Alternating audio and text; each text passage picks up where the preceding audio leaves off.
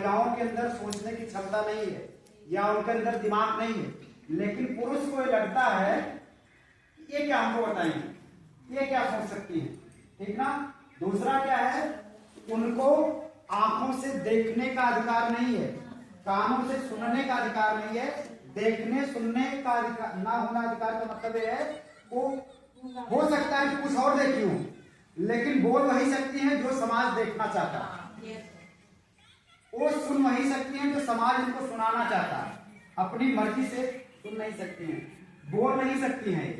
या फिर हाथ इनका बंधा हुआ है, अपनी मर्जी से कुछ कर नहीं सकती हैं, ठीक ना। जो समाज चाहेगा, जो परिवार चाहेगा, वो ये मोबाइल ऑन कर दीजिए। पैर का बंधन का आशय यही है कि घर से बाहर या कहीं भी, ठीक ना, तो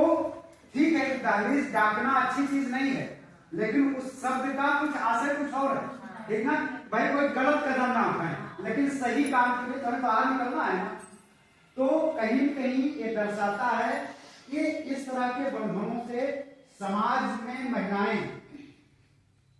दबी रही हैं, पीछे उनको रखा गया है, और आज भी बहुत हद तक स्वतंत्रता तो मिल गई है, स्थिति नहीं है।